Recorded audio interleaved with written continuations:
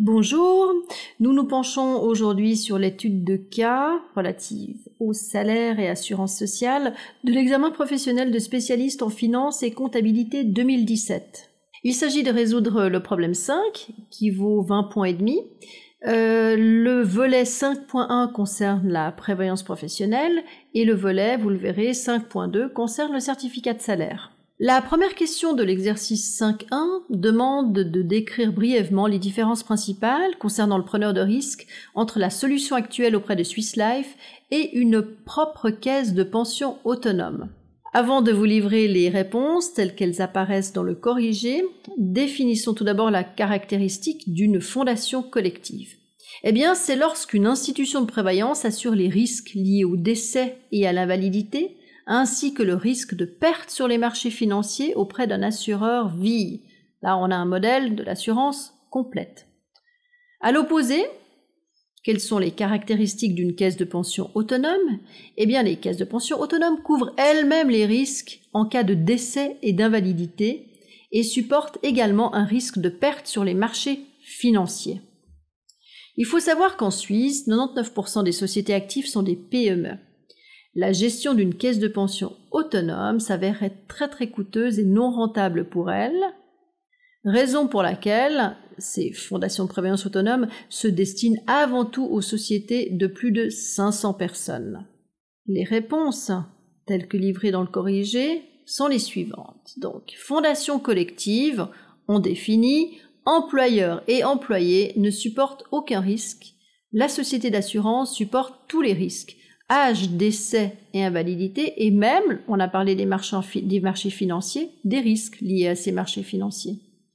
Une caisse de pension autonome, elle, supporte tous les risques. Ceci peut malheureusement conduire à des cotisations d'assainissement de l'employeur et de l'employé.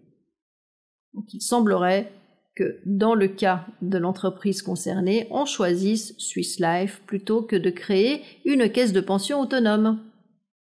La deuxième question du volet 5.1 demande d'expliquer brièvement la différence entre les systèmes de la primauté des cotisations et de la primauté des prestations selon le calcul de la prestation.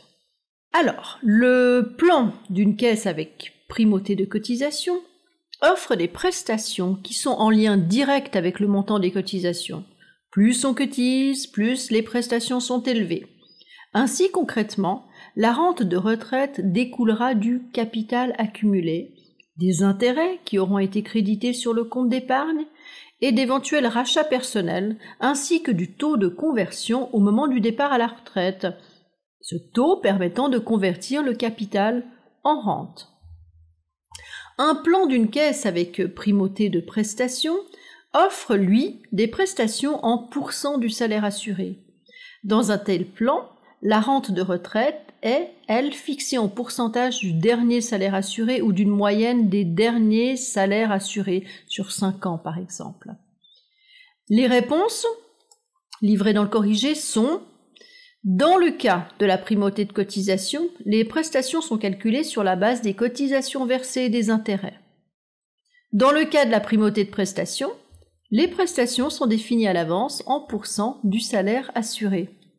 La troisième question du volet 5.1 demande d'expliquer pourquoi la totalité des cotisations LPP, c'est-à-dire la part employeur et la part employé, n'est pas créditée comme contribution d'épargne. Alors voici quelques explications avant de livrer la réponse. Il faut savoir que l'avoir de vieillesse est constitué à partir des bonifications de vieillesse annuelles du 1er janvier suivant le 24e anniversaire jusqu'à la retraite.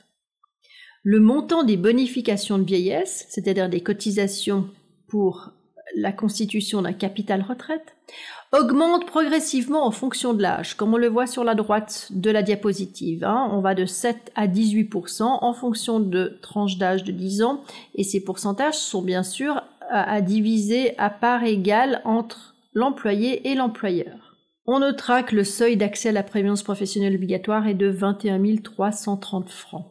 Je vous passe des explications sur le salaire coordonné qui n'est que la résultante finalement d'un système qui articule le premier et le deuxième pilier. L'assurance de risque comprend des prestations en cas d'invalidité et de décès, et cette assurance, Elle débute au 1er janvier suivant le 17e anniversaire. Alors, en cas d'invalidité et de décès, quelles sont les prestations? Eh bien, en cas d'incapacité de gain, pour cause d'invalidité par exemple, en particulier, la personne assurée reçoit une rente d'invalidité après un délai d'attente de 12 mois.